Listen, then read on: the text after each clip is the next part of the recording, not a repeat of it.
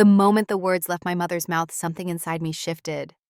We sat around the gleaming oak dining table, the Friday night dinner ritual my parents insisted upon week after week. The chandelier cast a warm glow over the scene that looked so perfect from the outside. A loving family sharing a meal, celebrating each other's triumphs. But beneath this carefully curated tableau lay years of invisible pain. "You're not half the woman your sister is." My mother looked straight at me when she said it, her voice sharp yet casual, as if commenting on the weather. The table fell silent. My father paused mid-bite. My sister, Victoria's smug smile, froze in place. I could hear the wall clock ticking in the sudden stillness, each second stretching into eternity, as the words sank into my skin like acid. In 28 years of dutiful daughter behavior, of swallowing hurt and disappointment, of making myself smaller to accommodate Victoria's expanding glory, something finally broke. The strange part was how calm I felt. I should have cried. I had cried so many times before in the privacy of my car or apartment after these family dinners, but not tonight. I pushed my chair back, the legs scraping against hardwood with a sound that sent shivers through the room. I looked directly into my mother's eyes, then turned to Victoria, still wearing her triumphant smile, and said in a voice so steady it surprised even me, "Then let her pay the rent for you." The entire room went still. Victoria blinked in confusion. My mother's eyes widened in disbelief. My father, who had been smiling all evening while Victoria detailed her latest courtroom victory, suddenly turned pale. He forced out each word as if making sure he had heard correctly. "Rent? What do you mean?" I sat upright, my hand resting on the chair, my heart pounding, but my voice unwavering. "I mean that for the past 3 years, I have been sending money every month to help you pay the mortgage on this house after the pandemic hit your finances." The revelation hung in the air like smoke. 3 years, 36 transfers, more than $72,000 that should have been my down payment on the downtown Portland apartment I dreamed of. All given freely to keep this roof over their heads while they continued to treat me as an afterthought. It all began on a winter night 3 years ago. I had just finished working late, still sitting in my rented apartment, surrounded by stacks of financial papers for clients. My phone buzzed relentlessly until I finally answered. My mother's voice trembled on the other end, choked with fear. "Eleanor, we might lose the house. Your father just lost a major construction contract, and we don't have enough to cover the mortgage payment this month. If the bank doesn't receive the money on time, they'll send a notice next week." I remember clearly the icy chill that ran down my spine as those words sank in. Our house, the one I grew up in, the place holding all my childhood memories, was on the verge of disappearing because of numbers on a debt statement. My mother sobbed, her voice breaking like someone about to drown. "Can you help us just this one time? Just to keep the roof over our heads? After this, your father and I will find a way to pay it back." I didn't hesitate long. At that time, I had been working as a financial manager for a few years and saved a modest amount, hoping to buy my own apartment within 2 or 3 years. I took a deep breath and said, "Yes, I'll transfer it first thing tomorrow morning." After hanging up, I sat staring at the dark screen, my chest heavy. I comforted myself just this once. The family is in crisis. I'll help, and then everything will go back to normal. The next morning, I transferred the money. My mother called back, her voice filled with relief and gratitude, repeating over and over, "Thank you, just this once."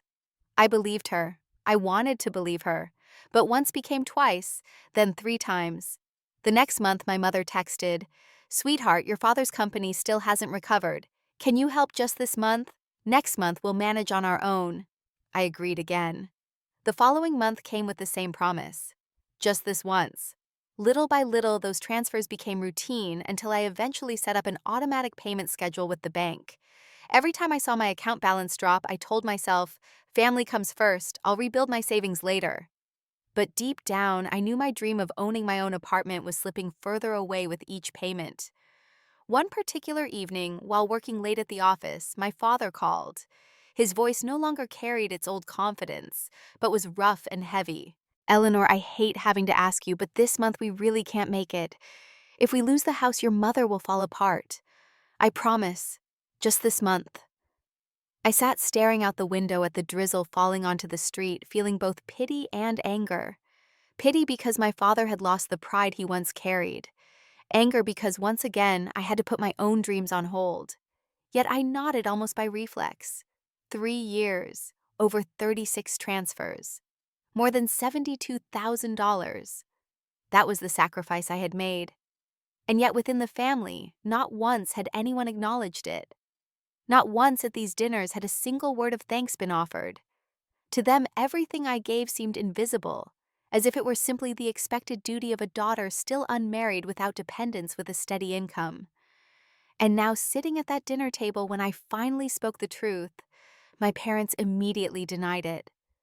My mother furrowed her brows, her voice trembling. "We never asked you to do that." "You must be mistaken. If you chose to help, don't bring it up now." My father crossed his arms, trying to reclaim authority. "Eleanor, we appreciate that you once helped, but bringing it up like this at the dinner table is inappropriate." Hearing their words, I let out a bitter laugh. Inappropriate. For 3 years, I quietly helped you keep this house, and tonight, I sit here listening to Mom say, "I'm not even half my sister." Don't you see the injustice in that? That room felt so heavy. It seemed as if every sound outside had been muted, leaving only my heart pounding. After I spoke the truth, I had buried for 3 years, silence fell over the dinner table. Victoria sat still, her hands clasped together, eyes looking away as if this had nothing to do with her. My parents reacted exactly as I had imagined. Denial, avoidance, then shifting the blame onto me. In that moment, a memory crashed over me like a wave tied to a familiar feeling. I had always been the invisible one in my own family. Since childhood, whenever relatives gathered, I would sit at the small table while Victoria stood in the living room telling jokes, performing short dances, or reciting passages by heart. Everyone would clap and say, "She's clever and lively, she's sure to succeed." Me, the child who liked to hold a pencil and calculate who sat meticulously building Lego diagrams, would get only a brief comment. "Eleanor is quiet, very sensitive." That label stuck with me through childhood like a shadow I could never shake. In class, my math scores were always top. Yet when my parents boasted to acquaintances, all they mentioned was, "Victoria just won a debate prize. Victoria made the debate team." I stood behind them, clutching my A-plus paper, feeling like nothing more than a faded backdrop. Those memories flooded back as I sat at the dinner table today. I wanted to scream, "What about me? What did I do wrong? I paid your debts. I kept this house from being foreclosed. I worked since I was 17 to pay my own tuition." But those words stuck in my throat. Instead, I heard myself whisper almost inaudibly, "Why am I always just a shadow?" No one answered. My mother set down her spoon and looked at me with a gaze that was half gentle, half reproachful, then sighed. "You are always too sensitive. We never thought you were less important. It's just that Victoria's path is more visible. You have to understand." I gave a bitter laugh.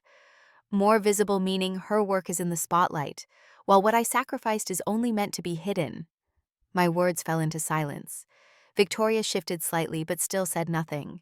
I looked at my mother, searching for a trace of recognition in her eyes, but all I saw was avoidance.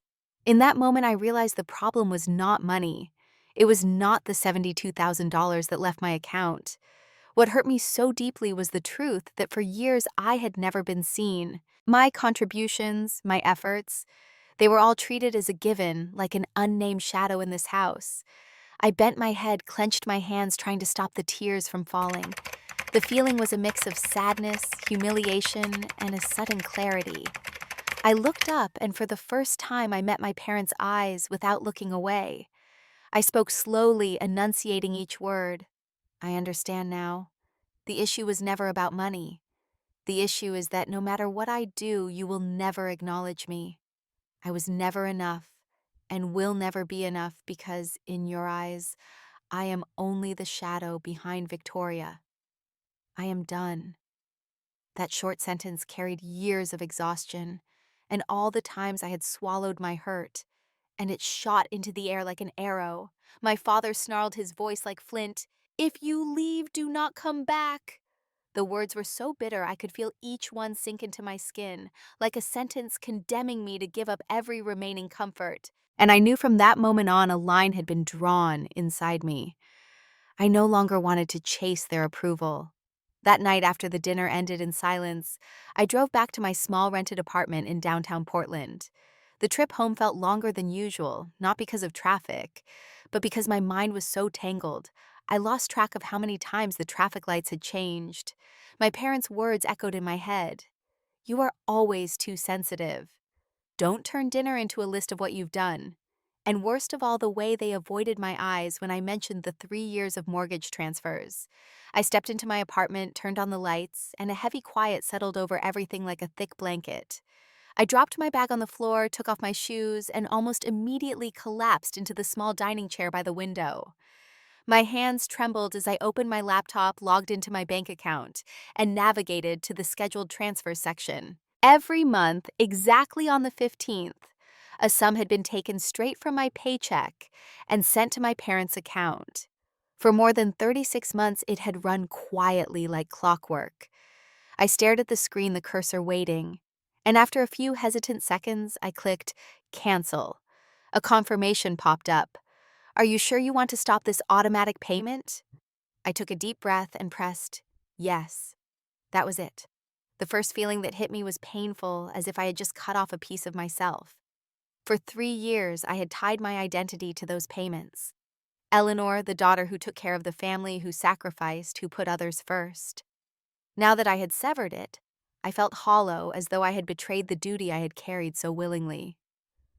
I closed my laptop, walked into the kitchen, and poured a glass of water with hands that were still shaking. Then I went back to the table, opened the drawer, and pulled out the folder I had kept all this time. Inside were the printed bank statements neatly arranged by month from that winter 3 years ago, up to the most recent one. I spread them across the table, the black and white sheets covering the small surface. The numbers stood out: $500, $1,000, some months, $1, $500, even $2,000. When my parents said this month is harder than usual, I added them up, pencil marks crisscrossing the page, and when I finished, the total stared back at me: more than $72,000. I sat motionless, staring at that number. The first wave of pain surged through me again. $72,000. Money that should have been the down payment for the apartment I dreamed of in downtown Portland, or at least enough to begin a life free from renting. My chest tightened, my eyes burned, and once more I asked myself, why did I let this go so far? I remembered every moment when I gave up a piece of myself just to keep helping them. The first time I said no to a trip with friends because I didn't have the money, when in truth I had just sent off that month's mortgage payment. The time I postponed applying for graduate school because my savings account wasn't what it used to be. The time I turned down the chance to move into a larger apartment when my landlord raised the rent because I couldn't cover the deposit. Every choice circled back to one thing keeping my parents' house standing. But they never told anyone. To them, it was as if it had never happened at all. I leaned back in my chair, staring at the papers spread across the table. Beneath the layers of pain and disappointment, a new feeling slowly crept in: relief. For the first time in 3 years, I realized I had truly cut the cord that tied me to that unspoken responsibility. No more automatic deductions, no more text alerts from the bank reminding me of a shrinking balance each month. I sat still, feeling a cold breeze slip through the window, drifting into the empty space inside me. But that emptiness wasn't only dark. It also carried a fragile sense of freedom. I thought about the future, about that $72,000. If I could save again with my current salary fueled by this new determination, then in just a few years, I could place the down payment on my very own apartment. The thought made me smile without realizing it. A small smile, but more genuine than any forced grin I had worn at family dinners. I whispered to myself, that money should have been the down payment for my own home. And for the first time, I believed it wasn't so far out of reach. That night, I didn't turn on the TV or play music. I simply sat in the silence of my apartment, the warm yellow lights spilling over the scattered statements. I left them on the table, letting them stand as both a reminder of all that was lost and the start of something new. When I finally lay down in bed, I knew that tomorrow would be the beginning of a new chapter. A chapter not defined by desperate midnight calls, but by the choices I made for myself. After that night with the bank statements still scattered across my small dining table, I knew I could no longer live on autopilot. The loop of work, send money, sacrifice, silence had formally closed. For the first time in years, I felt as if control of my life had been returned to me. The next morning, instead of rushing to the office with a heavy heart, I put on my workout clothes and stepped outside to run along the Willamette River. Portland was crisp, the mist still hanging over the water, and each footfall on the path felt like shedding another layer of the gloom that had built up over the past 3 years. I started slow, then picked up the pace, breath coming harder, but my chest strangely lighter. Maybe finally I was running for myself, not racing to catch up to my sister's shadow or meet my parents' unreasonable expectations. I began to change small habits. On Thursdays each week, I signed up for a cooking class at the community center, a place full of different people. Young mothers learning new recipes, middle-aged men hoping to surprise their wives, and international students far from home.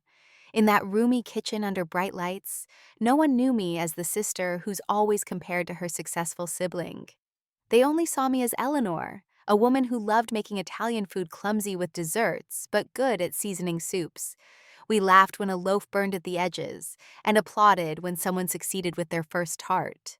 Here, I realized no one measured my worth by property deals or law firm titles. They saw me through simple sincerity and small joys. I also began reconnecting with the world outside of work. A new group of friends invited me to go hiking on the weekends around Mount Hood. Standing at the summit, looking down at the endless stretch of green pine forest, I took a deep breath and felt as though my body had been reborn. I was no longer Eleanor curled up in an apartment calculating transfers to my parents, but Eleanor who was free, allowed to dream of things just for herself. In the evenings at home, instead of opening my laptop to worry over spreadsheets, I opened a book, brewed a cup of tea, and let myself enjoy the silence, a silence no longer tied to duty or sacrifice. My work also began to shift for the better.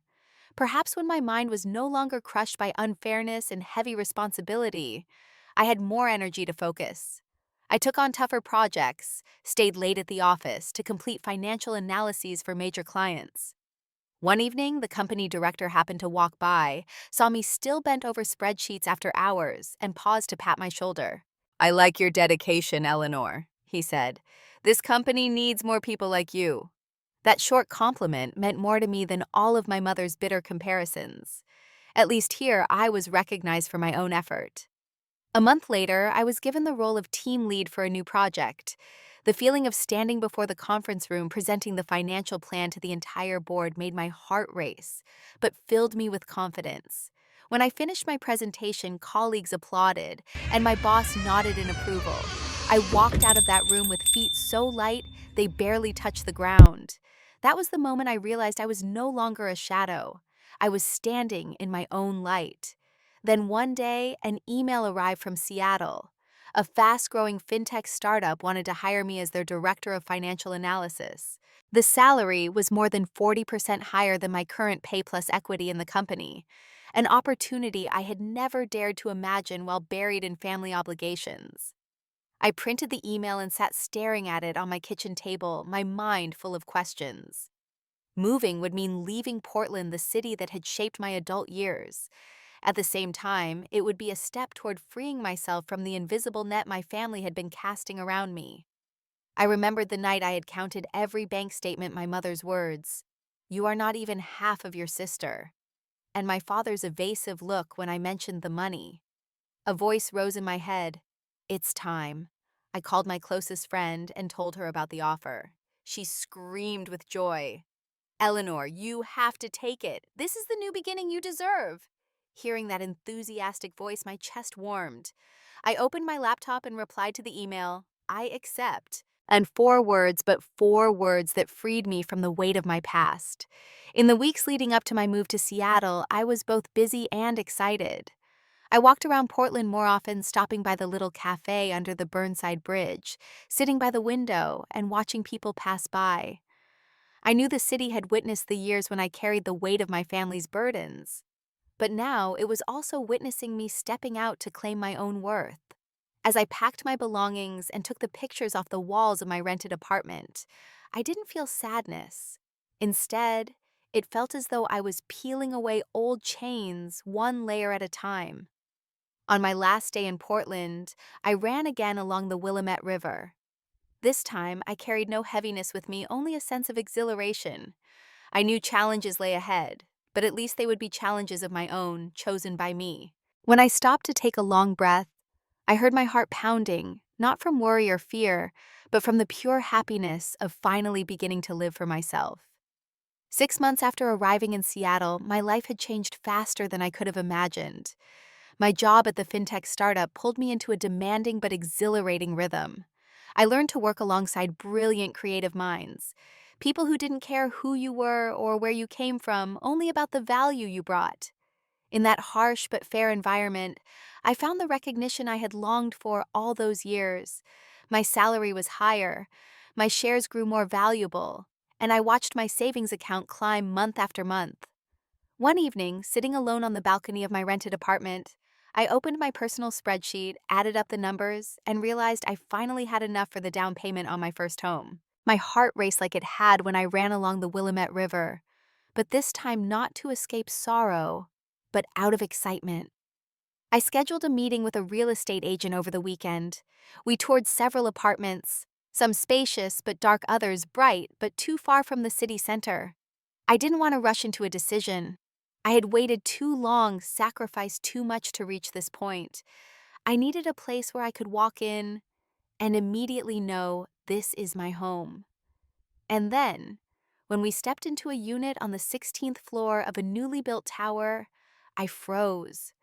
Floor-to-ceiling windows opened to a sweeping view of Seattle, with the Space Needle rising proudly against the clear blue sky. The apartment had only one bedroom, not very large, but sunlight poured into every corner. The polished wooden floors gleamed, and the compact kitchen was perfectly equipped. I stepped onto the balcony, the cool breeze brushing my face as I looked down at the bustling city below. In that moment, I knew this was where I wanted to belong. The process of buying the apartment took a few weeks, but with each passing day, my excitement grew. When I finally signed the contract, my hands trembled, not with fear, but with joy. I held the keys in my hand, the cold metal sweeter than anything I had ever touched. On the first day, I stepped into the empty apartment. I dropped my bag on the floor, stood in the middle of the living room, and looked around. No furniture, no noise, only open space, and a clear view of the Space Needle. I drew in a deep breath, and inside me, a single thought rang out clearly. For the first time, everything is mine. Not thanks to anyone else, not bought at the cost of silent sacrifices, but entirely through my own effort. In the days that followed, I began decorating the apartment in my own way. I chose a light gray sofa, a small oak dining table, and a tall bookshelf nearly reaching the ceiling to hold my favorite books and a few green plants. I hung a landscape painting of Portland on the wall, a reminder of the place I had left behind to find myself. Every item I bought was chosen carefully, not because of money, but because I wanted everything here to reflect me, not anyone else. When night fell, I would stand out on the balcony watching the city lights flicker and feel a peace I had never known before.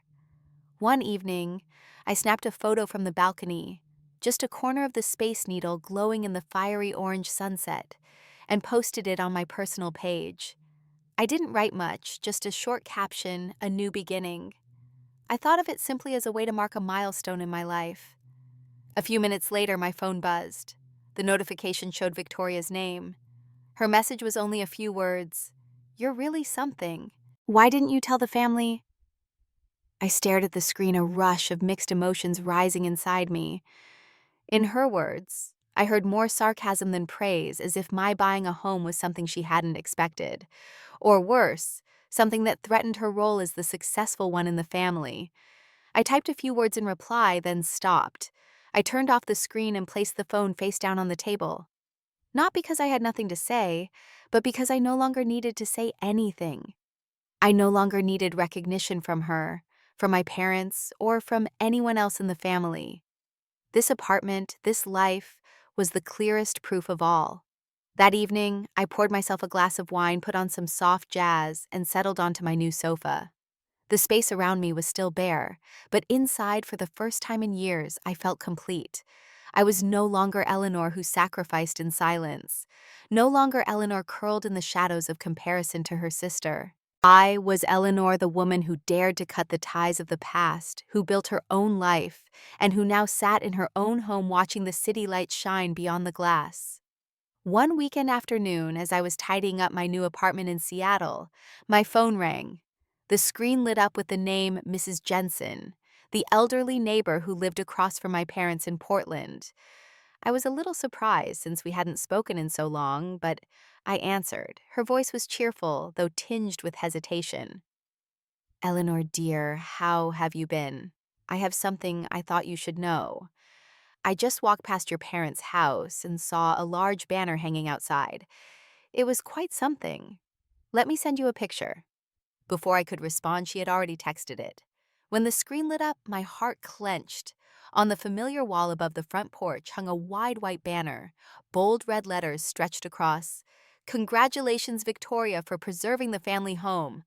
I stared at the words, my breath caught my vision blurring. The sight pierced straight through me like a blade. I had to read it over and over to believe it wasn't some cruel joke. Preserving the family home. Could it be they had officially put Victoria's name on the house papers? I sank back onto the sofa, my hand trembling as I held the phone. The bright apartment in Seattle suddenly felt cramped and oppressively quiet. A flood of memories burst in my mind. Late nights making transfers. My mother's pleading messages of just this once. The numbers on the bank statements. More than $72,000. And now it was all wiped away as if it had never happened. In the story they were rewriting, I was completely invisible. A numbness spread through my body, and soon turned into a burning heat in my chest. I felt stunned not only by the loss of material recognition, but by the outright betrayal. They weren't merely ignoring my efforts. They were deliberately erasing the traces and handing the glory to Victoria as if I had never sacrificed a single cent. In their eyes, I had never existed. I was an outsider, someone sidelined in the very house I had helped keep. I closed my eyes and let the tears fall. But these tears were not the same as before. They were no longer helpless despair. This time a different resolve rose within me. I could not allow the truth to be buried. I could not let them construct a false story that turned Victoria into the savior and cast me out. They could hang a banner. They could add my sister's name to the deed. But I held the evidence. I jumped up and moved to the dining table where my personal financial files still lay stacked. I pulled out the folder I had prepared long ago. Every transfer receipt carefully annotated by date. The final total remained clear: $72,000. I flipped through the pages, my finger tracing the numbers, a fire rising inside me. They can rewrite the story, but I will bring the truth to light. That night I did not sleep. I sat at my laptop, reopened the spreadsheet, and reviewed every payment I had sent over the past 3 years. I compiled everything into a tidy financial report, complete with a bar chart showing each month's contribution. Watching the numbers move, the picture became unmistakable. Without me, that house would have collapsed long ago. I even printed my mother's messages. "Eleanor, just this once. If not, the bank will take the house." Those pieces of evidence felt like hammers breaking through the wall of lies they had built. The moment I hit save, I leaned back in my chair, my chest heaving. I knew a storm was coming. But this time I was no longer afraid. If the truth embarrassed them, that was not my fault. I had stayed silent for too long and had been treated like a shadow. Now I would let the light expose everything. And when that happened, I would not need to shout or cry. I would let the numbers and the evidence speak for me. In the quiet of my new apartment, I sat and watched Seattle blaze outside the window. For the first time, I could see the path I would take. No longer the family's lifeline that they could use, then drown. I would become the voice of the truth. This time they would not be able to ignore me. News about the family appreciation dinner reached me through a relative, my cousin Sarah, the only person in the family who still kept in touch and sometimes checked in. One afternoon, she called hesitating. "Eleanor, I think you should know. Your parents are planning a big party in Seattle. They call it a family appreciation dinner. I was asked to prepare the slideshow, but I guess you already know what the party is for. I frowned, though I was not truly surprised. My parents never missed an opportunity to make Victoria the center of attention. Sarah lowered her voice. They say they want to emphasize her role in preserving the family home. I think it's unfair, but I don't dare say anything. I thanked Sarah for being honest, then sat for a long time in the empty apartment, watching the city lights outside the window. They had hung the banner, and now they planned a party to formalize the false narrative.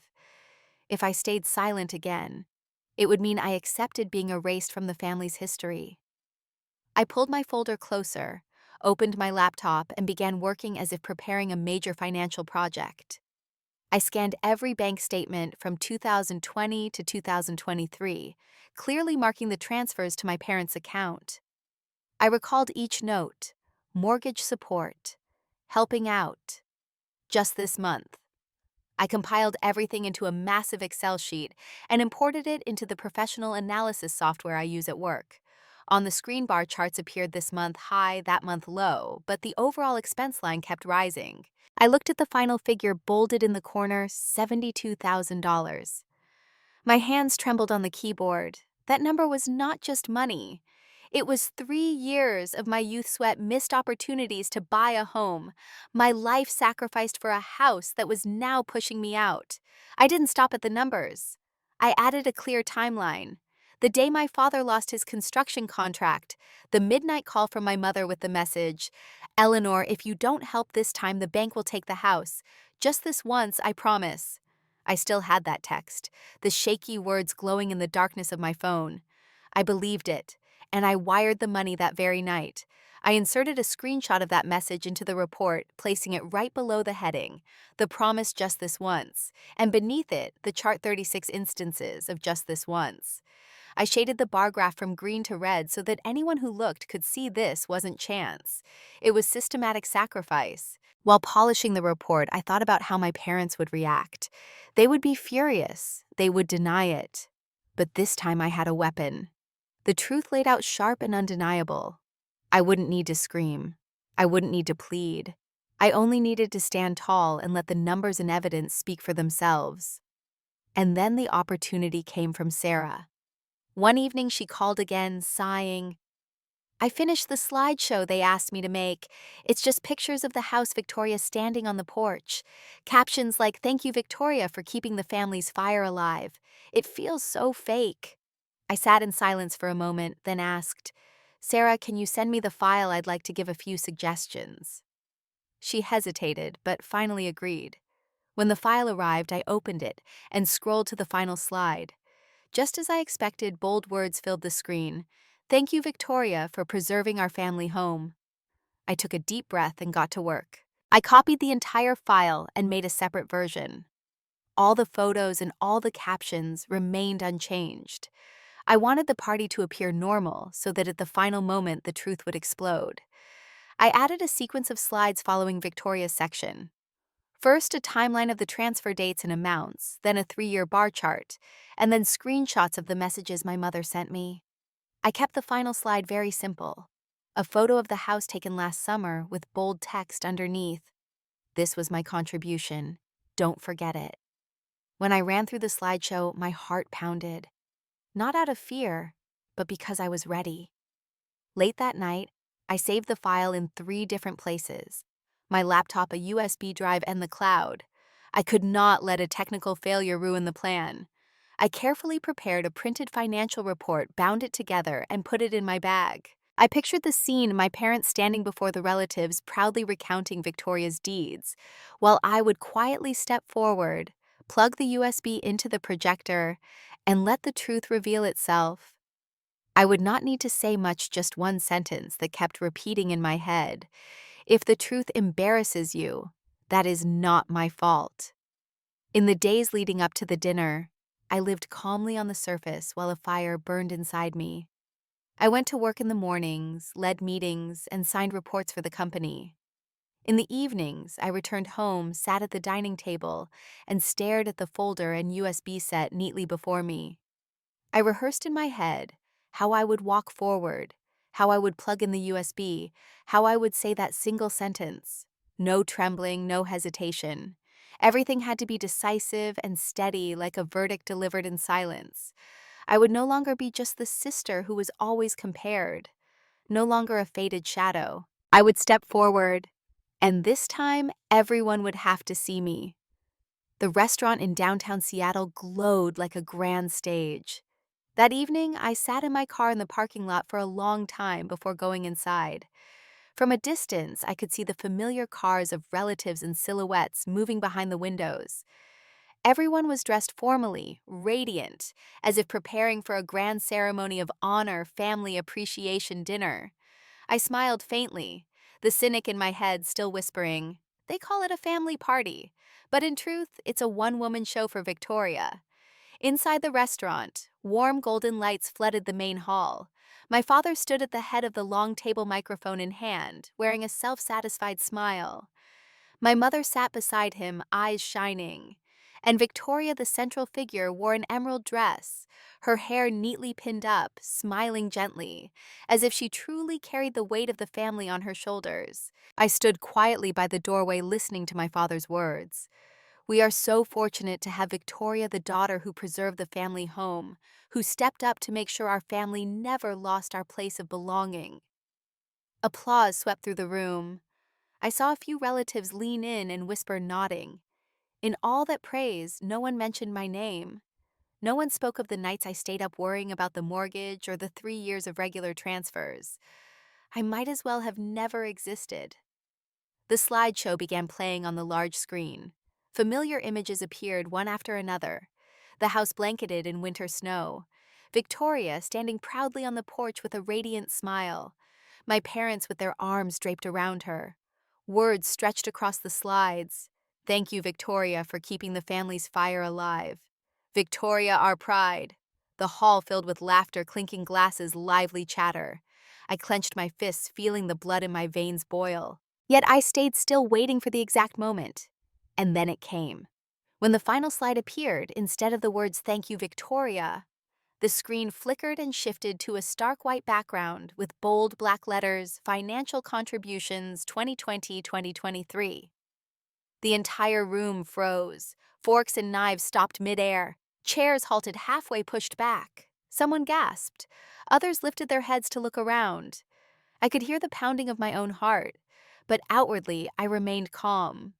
I pushed open the back door of the hall and stepped inside under the stunned gaze of everyone. My heels struck the wooden floor with steady, echoing steps that carried through the silence. I stopped at the end of the room, lifted my chin, and spoke clearly, slowly, and firmly. "If the truth embarrasses you, that is not my fault." For several seconds, no one uttered a word. The only sound was the faint hum of the projector fan. Then from one corner of the table, someone began to clap. The applause spread to another, then another. At first scattered, the sound quickly gathered into a steady rhythm resonating through the hall. I looked around and saw my relatives' eyes shifting toward my parents, some filled with shock, some with reproach, and some with disappointment. My father's face drained of color, both hands gripping the microphone so tightly his knuckles turned white. My mother sat, frozen lips trembling as if she wanted to speak but couldn't form a single word. And Victoria, the one who had been celebrated just minutes earlier, bowed her head, cheeks burning, her mouth opening soundlessly. I saw her shoulders shake, her eyes dart away as if her whole world had just collapsed. I stepped forward, the lights falling directly on me, illuminating every line of my face. I did not shout, I did not accuse. I simply looked straight at my parents and said again, 3 years, $72,000. Without that money, the house would have been gone long ago. You know it and I know it, but you chose silence. You chose to invent another story. So let the whole family hear the truth. The room erupted in murmurs. An uncle leaned toward his wife and whispered, "I remember she once said she was working so many extra hours back then. Now I see why." An aunt shook her head. "My God, how could they let Eleanor carry it all and give the credit to Victoria?" The whispers spread quickly like fire catching on dry grass. I saw my mother shrinking into her chair, eyes red and wet. My father sat upright, but his face was stone, his throat tight, unable to muster a defense. I turned back to the screen where the number $72,000 still glowed. I raised my hand and pointed at it. This is the truth. This is the person who kept the house. No one can deny it. I let the silence stretch for a few seconds, then lowered my hand. The hall seemed to hold its breath before the applause rose again, this time stronger, spreading across every table. A few relatives even stood, their eyes filled with support as they turned toward me. Victoria lifted her head, eyes brimming with tears, looking at me as if for rescue. But I did not respond. I hadn't come to comfort her, nor to reconcile. I had come to expose the truth. The atmosphere of the dinner shifted completely. The laughter and chatter vanished, replaced by searching, uneasy glances aimed at my parents. It was no longer a celebration of Victoria, but a silent tribunal for them. I drew a long breath, turned to leave, when I heard my mother call softly, "Eleanor." Her voice trembled, almost pleading, but I only shook my head. "I told you already. The truth is never my fault." Then I turned my back and walked straight out, leaving behind the whispers, the stunned faces, and a family unraveling in silence. The cool Seattle night wrapped around me as I stepped outside. I paused on the steps of the restaurant, lifting my gaze to the glittering sky. Inside me there was no gloating, no sense of victory, only relief. The weight of 3 years had finally been set down, and I knew from this moment on, no one could erase me. No one could deny the truth that I had been the one to keep their house standing. 2 days after the dinner, while its echo still rippled through the family, someone knocked on the door of my new apartment. I peered through the peephole and saw my parents standing there. My mother wore a heavy coat, her face exhausted, eyes swollen, as if she had been crying all night. My father looked downcast, hands in his pockets, suddenly smaller than the authoritative figure he had projected at the restaurant.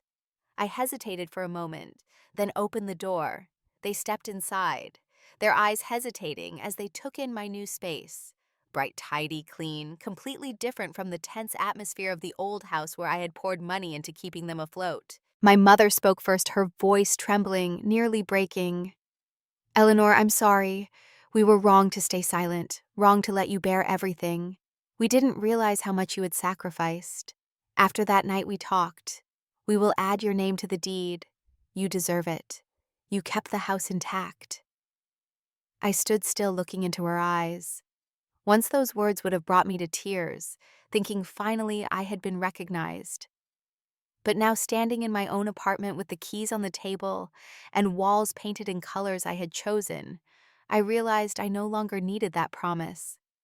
I shook my head, calm but firm. "I have a home now, Mom. I have my own life. I don't need to be tied to the past anymore." I watched my mother's lips tremble, and my father turn his face away, his throat tight. They didn't expect such a simple answer. My father cleared his throat. "But that is your work. You deserve—" I cut him off, my voice gentler but resolute this time. "What I deserve is not a name on a paper. What I deserve is respect. And you did not give me that. I don't need to prove anything more. I have everything already through myself." I remembered everything. The nights I sent money in silence, the times I swallowed my tears while hearing Victoria praised, the moments of despair when I realized I had been erased from the family story. All of it had led me here. I no longer blamed myself for sacrificing, because those sacrifices had forged the resilience within me. I no longer longed to have my name written on the deed of the old house, because I already had a place of my own, a place built with my own strength and faith. After my parents left, more subdued than I had ever seen them, I sat for a long while watching the city lights reflect on the distant river. In that moment, I understood a simple truth. My value had never been in the labels others placed on me, the sensitive sister, the one less capable than Victoria, or the daughter who only helps out. My true worth lay in the resilience I built for myself, in the courage to keep walking when wounded, and in choosing my own path, even when it came at a cost. A week later, just as I was preparing dinner in my kitchen, another knock came at my door. When I opened it, Victoria stood there alone. She looked different. Her expensive perfume was gone. Her designer watch was missing. The highlights in her hair had grown out, revealing her natural color. She seemed smaller, less confident, nothing like the radiant figure who had stood at the center of the family appreciation dinner. "Can I come in?" she asked, her voice lacking its usual authority. I hesitated, but then stepped aside to let her enter. She walked slowly into my apartment, her eyes taking in every detail. "It's beautiful," she said, finally stopping by the window with its view of the Space Needle. "You really did it." There was a hint of genuine admiration in her voice that I had never heard before. She turned to face me, her hands fidgeting with her purse strap. "I didn't know, Eleanor. About the money? About how much you gave them? They never told me." I nodded, unsurprised. I figured they wouldn't. Victoria walked to my sofa and sat down without being invited, a habit from years of believing every space belonged to her. "They're selling the house," she said abruptly. This news did surprise me. What? After that night, everything fell apart. The relatives started calling, asking questions. Dad couldn't handle the shame. They decided to pay off what's left of the mortgage and move into something smaller. I stood by the kitchen counter processing this information. There was no satisfaction in hearing it, only a strange emptiness. Victoria continued, her voice softer now. "I've been thinking a lot since that night, about how things were between us growing up. I always thought you were fine with it, with me getting all the attention. I never realized how it must have felt from your side." I watched her carefully, trying to gauge her sincerity. "It wasn't just about attention, Victoria. It was about value, about being seen." She nodded slowly. "I know that now. And there's something else." She looked down at her hands. "I lost my job at the firm." "What happened?" "Budget cuts, they said. But I think it was more than that. I never really measured up there. I was hired because Dad had connections with one of the partners. When those connections weren't enough anymore, they let me go." For the first time, I saw vulnerability in Victoria's eyes. "The truth is, I don't know how to stand on my own. I never learned. They always made everything so easy for me." I felt a strange mix of emotions, compassion for her situation, but also a boundary I would not cross. I wasn't responsible for fixing this. Victoria had to find her own way just as I had. "What will you do now?" I asked. She shrugged. "Start over, I guess. Find something I'm actually good at, not just what everyone expected me to be good at." She looked around my apartment again. "How did you do it? Build all this by yourself?" I sat down across from her. "One step at a time, by accepting that I was on my own and finding strength in that." Victoria nodded, wiping away a tear. "I've never been on my own. I'm scared, Eleanor." I looked at my sister, seeing her clearly, perhaps for the first time. She wasn't the villain in my story. She was just another person shaped by the same dysfunctional family system, albeit in a very different way. She had been given everything, but taught nothing. I reached out and gently touched her arm. "That sounds really hard, Victoria. And I'm sorry you're going through it." She looked up, surprised by my compassion. "But," I continued, "I can't fix this for you, just like I can't keep fixing things for Mom and Dad. We all have to find our own paths now." Victoria nodded, understanding the boundary I was setting. "I know. I didn't come here to ask for help. I came to say I'm sorry, and that I admire what you've built." We sat in silence for a moment, the weight of years shifting between us. Not gone, but somehow lighter. "Do you think we'll ever be close?" she asked finally. "Like real sisters?" I considered the question carefully. "I don't know, but we can start by being honest with each other. That's something we've never had." She nodded, accepting this limited but real offering. As she left my apartment that evening, I felt neither triumph nor resentment, just the quiet acknowledgement that we were all changing, finding new ways to exist in the aftermath of truth. The months that followed brought a gradual transformation in my family. My parents did sell the house, moving to a small condominium that better suited their actual financial situation. Victoria found a job at a smaller law firm, one where she had to prove herself on her own merits. We established monthly calls, a boundary we had created after the confrontation at the appreciation dinner. No more mandatory Friday dinners, no more pretending. Just brief, honest updates about our lives. Sometimes difficult, sometimes awkward, but always real. 1 year after the night, I had revealed the truth. I received a promotion at work. I was now a senior director with a team of financial analysts reporting to me. My apartment was fully furnished, my life in Seattle established and flourishing. That evening, I stood on my balcony watching the sunset paint the Space Needle in shades of gold. My phone rang. It was Victoria. "Congratulations on the promotion," she said. "Sarah told me." "Thank you," I replied, surprised that she knew. "I wanted to tell you something," she continued. "I'm starting therapy next week to work through some of the family stuff." "That's good," I said, genuinely pleased for her. "And I also wanted to say that I see you now, Eleanor. I really do. Not just what you did, but who you are. You're remarkable." I felt something shift inside me, a small piece of the past finally settling into place. "Thank you for saying that." After we hung up, I remained on the balcony watching the stars appear one by one above the city. I thought about the journey that had brought me here, the pain, the sacrifice, the awakening, and finally the freedom.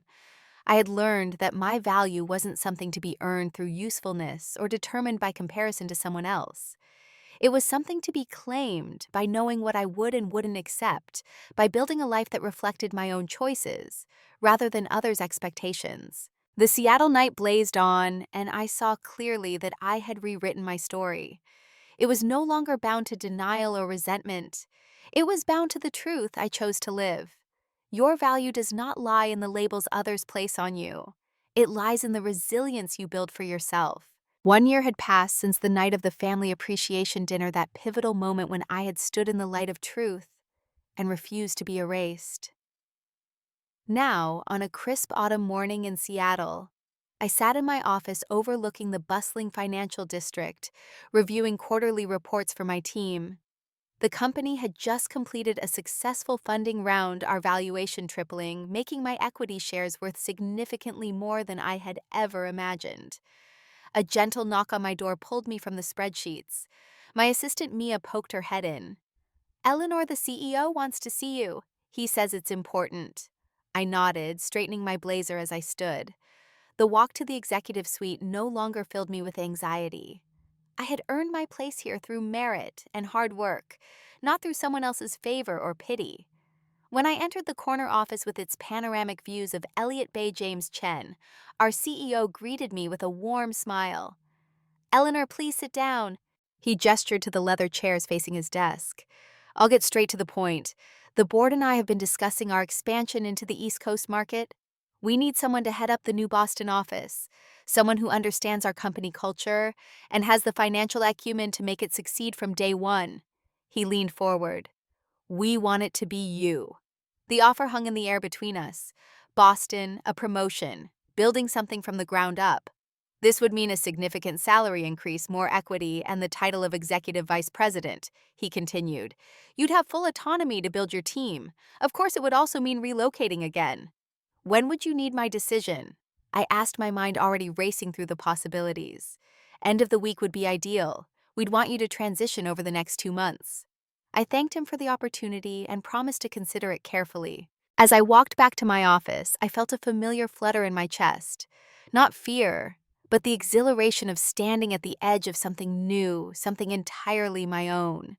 That evening in my apartment, I opened a bottle of wine and stepped onto the balcony. The Space Needle glowed against the darkening sky, a beacon that had welcomed me to the city where I had rebuilt myself. Now I was being offered the chance to move once more, to stretch further into the person I was becoming. My phone rang, displaying my mother's name. Our monthly calls had become a ritual of cautious reconnection. Not intimate, but honest in a way we had never been before. "Eleanor," she said when I answered. "How are you?" "I'm well, Mom. How's the new condo?" She sighed. "It's smaller than we're used to, but we're adjusting. Your father has been volunteering at the community garden. Gives him something to focus on besides everything we lost." I noted her choice of words, "everything we lost," rather than "everything you helped us keep for 3 years." Some habits died hard. "And Victoria?" I asked. "Have you spoken with her lately?" "She calls more often now. Her new job doesn't pay what the old firm did, but she seems steadier somehow." She mentioned she's still seeing that therapist.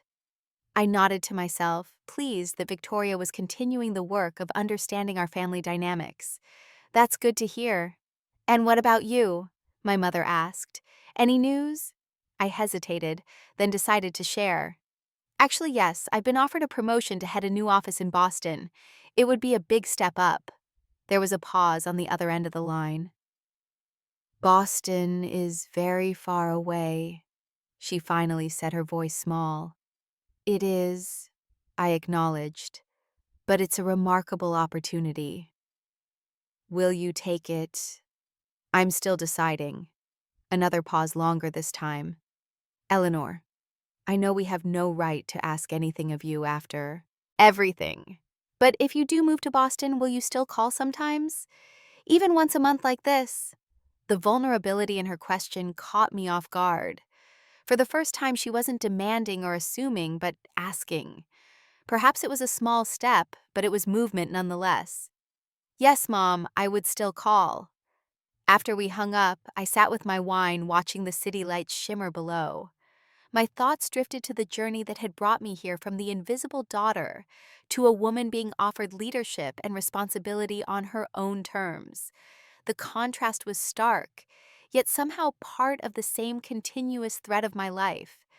The next morning, an unexpected email appeared in my inbox. The sender was Sarah, my cousin, the only family member who had stayed in contact throughout the turbulence of the past few years. Eleanor, I hope this isn't overstepping, but there's something you should know. Victoria has organized a family gathering next weekend in Portland. Not a celebration this time, but what she's calling a family truth session. She asked me to invite you. She said she understands if you decline, but she hopes you'll consider coming. It's at her apartment on Saturday at 3 p.m. I stared at the screen, reading the message twice more. A family truth session. What could that possibly mean? My first instinct was to refuse. I had built a life beyond their expectations and judgments. Yet curiosity tugged at me. What was Victoria trying to do? I decided to call her directly. When she answered, her voice held none of the haughty confidence it once had. Eleanor, thank you for calling. I wasn't sure you'd even read Sarah's email. What exactly is this truth session, Victoria? She took a deep breath. It's something my therapist suggested. A controlled environment where family members can speak their truths without judgment or interruption. I've asked Mom and Dad to come and a few of the aunts and uncles who were at that dinner last year. She paused. I want us to break the cycle of silence and pretending, but I understand if you don't want to be part of it. I considered her words carefully. Why now, Victoria? What's changed for you? Everything, she said simply. After losing my job, after watching you stand up that night and speak your truth while I sat there, realizing my entire identity was built on lies they told me about myself. Everything changed. I've been doing a lot of work in therapy, learning about family systems, about how Mom and Dad set us up as the golden child and the scapegoat without either of us having a say in it.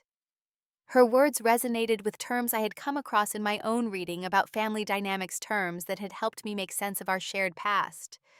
I can't promise I'll come, I said finally, but I'll think about it. That's all I can ask, she replied. After hanging up, I opened my laptop and booked a flight to Portland for the following weekend. Some part of me knew I needed to witness whatever was about to unfold, not for them, but for myself, for the final pieces of my own healing. The following Saturday, I found myself standing outside Victoria's apartment in a modest building in Portland. Nothing like the luxury condo she would have chosen in her previous life. I took a deep breath and knocked. Victoria opened the door, dressed simply in jeans and a blue sweater, her hair pulled back in a simple ponytail. No designer labels, no statement jewelry. Her face lit up with genuine surprise when she saw me. You came, she said softly. Thank you. The living room was arranged with chairs in a circle. My parents were already seated, looking uncomfortable and smaller than I remembered.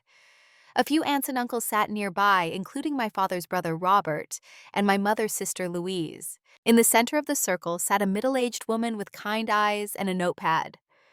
This is Dr. Bennett, Victoria explained. She's agreed to facilitate today.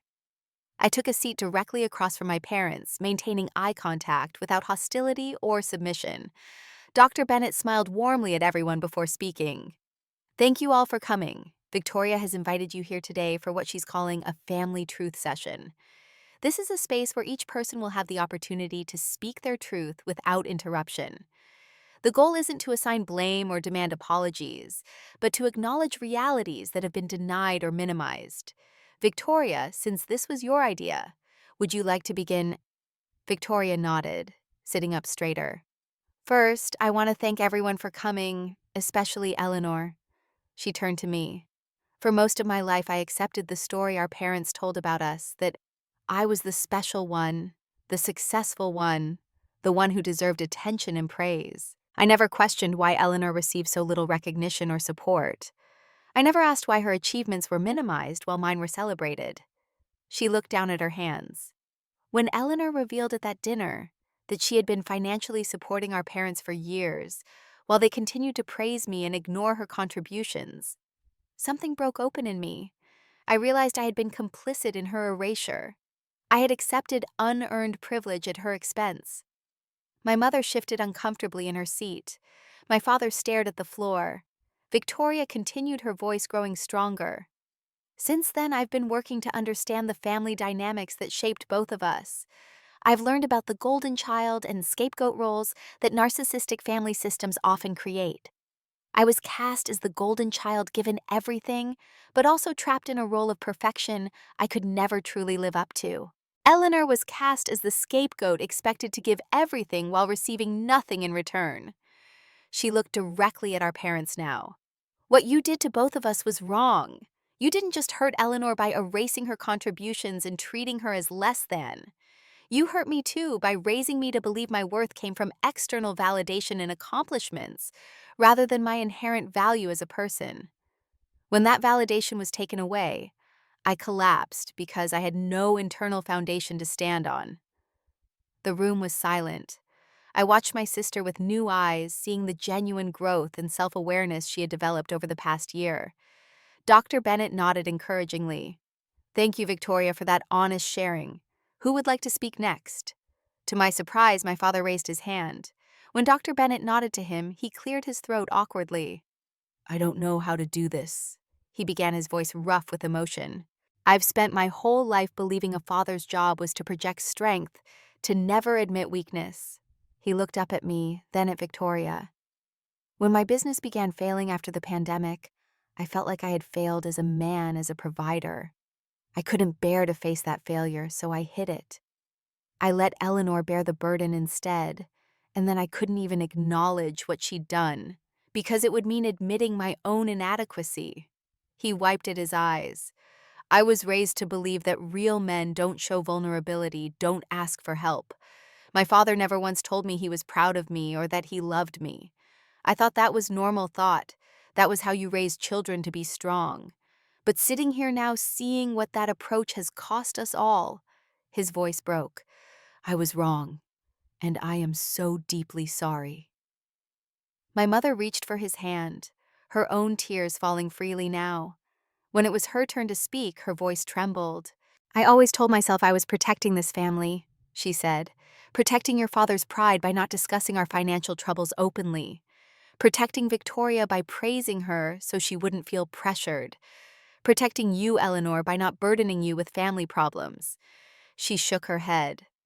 But the truth is, I wasn't protecting anyone. I was protecting myself from having to face difficult realities. She looked directly at me for the first time. When you would achieve something, a good grade, a promotion, I would minimize it, not because I wasn't proud, but because acknowledging your strength meant acknowledging my weakness. You were everything I had never been brave enough to be: independent, self-sufficient, capable of standing on your own. And instead of celebrating those qualities, I punished you for them because they highlighted my own failures. Her words landed like stones in still water, creating ripples of recognition within me. For years, I had believed my mother simply loved Victoria. More preferred her company, took pride in her achievements while dismissing mine.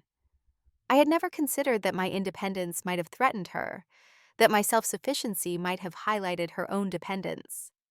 When it came to my turn to speak, I took a moment to gather my thoughts. For most of my life, I believed there was something fundamentally wrong with me, something that made me less lovable, less worthy of attention and pride than Victoria. I worked harder, achieved more, gave everything I had trying to earn the recognition that came to her effortlessly. I looked at each family member in turn. The night I revealed the truth about the mortgage payments, I wasn't just angry about the money. I was angry about what the money represented: years of invisible sacrifice, years of having my contributions erased and minimized, years of being told in ways both subtle and overt that I wasn't enough. I took a deep breath. The past year has taught me that my value doesn't come from what I give or what I achieve. It doesn't depend on anyone else's recognition or approval. I had to lose everything: my relationship with my family, my home, my sense of belonging, to discover that I was enough all along exactly as I am. I turned to Victoria. Thank you for organizing this, for creating a space where truths can be spoken and heard. It took courage. She nodded, tears in her eyes. Dr. Bennett spoke gently. Would anyone else like to share? My Aunt Louise raised her hand. I knew, she said simply. I saw how differently you treated them, Margaret. She addressed my mother directly. I saw how you glowed when Victoria accomplished something, how you barely acknowledged when Eleanor did the same or more. I noticed, but I never said anything. I told myself it wasn't my place to interfere in how you raised your children. She looked at me with regret in her eyes. I should have spoken up. I should have been the adult who saw you, Eleanor, who celebrated you. I'm sorry I failed you too. One by one, other relatives spoke, acknowledging the patterns they had witnessed, but never challenged. The weight of collective recognition filled the room, not just of what had happened to me, but of everyone's role in allowing it to continue. When the formal session ended, we moved to Victoria's small kitchen for tea. The conversation shifted to lighter topics, but something fundamental had changed in how we occupied space together. There was an authenticity, an acknowledgement of reality that had been absent from our family gatherings for as long as I could remember. As I prepared to leave, my mother approached me hesitantly. Eleanor, I know we can never make up for what we did, for how we failed you, but I want you to know that I see you now. I see your strength, your intelligence, your integrity. I see how you've built a beautiful life on your own terms. She paused. I'm so proud of you. I should have told you that every day of your life. The words I had longed to hear for decades landed softly without the devastating impact I might once have expected. They were important, yes, but they no longer had the power to define me. Thank you for saying that, I replied simply. It means something to hear it even now. Victoria walked me to my car. The autumn air was crisp, leaves crunching beneath our feet. Will you take the job in Boston? She asked. I think I will, I said. It feels like the right next step. She nodded. You're going to be amazing there. You always find a way to thrive no matter where you are. She hesitated. Do you think you'll ever be able to forgive them? Forgive us? I considered the question carefully. Forgiveness isn't something I can force or rush, but I think understanding is a start. Today helped with that. Victoria smiled a genuine smile without the competitive edge it once held. You know, in therapy, I've been learning that healing isn't linear. It's messy and complicated and sometimes painful, but it's worth it. Yes, I agreed. It is. As I drove back to my hotel, the streets of Portland both familiar and strange after my time away, I reflected on the journey that had brought me to this moment. From the invisible daughter desperately seeking validation to the woman who had found her worth, apart from anyone else's recognition. From the silent supporter bearing everyone else's burdens, to the leader charting her own course. The pain hadn't disappeared. The years of erasure and minimization had left their mark. But they no longer defined me. They were simply part of the complex tapestry of experiences that had shaped who I had become. 3 weeks later, I accepted the position in Boston. The company announced my promotion with fanfare. Colleagues gathered for a celebratory dinner, and my team presented me with a framed photograph of the Seattle skyline to take with me to my new office. As I packed up my apartment, carefully wrapping the few treasured possessions I had accumulated, I found myself lingering over the landscape painting of Portland that had hung on my wall since I first moved to Seattle. I traced its outline with my fingertip, considering whether to bring it with me to Boston or to leave it behind as I moved forward. In the end, I wrapped it carefully and placed it in a box marked Office, not because I needed a reminder of what I had escaped, but as an acknowledgement of where I had begun. The painting would hang in my new executive office in Boston, not as a symbol of pain, but as a testament to resilience, to the journey from invisibility to recognition, from silence to truth, from dependence to self-determination. The evening before my flight to Boston, I stood on my balcony one last time. The Space Needle glowed against the night sky, the city lights stretching out below like a constellation of earthbound stars. I had arrived here wounded, carrying the invisible burden of years of erasure and unacknowledged sacrifice. I was leaving whole, carrying instead the strength forged through that very pain. My phone chimed with a message. It was from Victoria. "Just wanted to wish you safe travels tomorrow.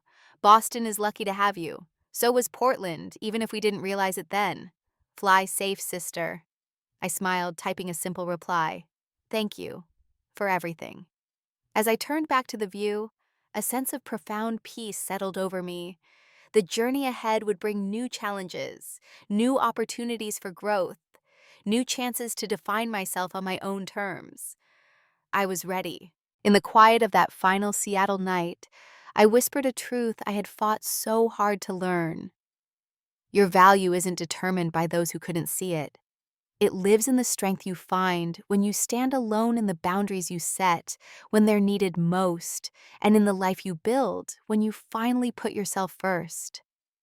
The wind carried my words out over the city, and I knew they would travel with me to Boston and beyond, a reminder of how far I had come and how much farther I could still go. The woman who had once been a shadow now cast her own light. The daughter who had once been invisible now stood fully seen, not by others, but by the only person whose recognition truly mattered, herself. And that, I realized, was the greatest victory of all.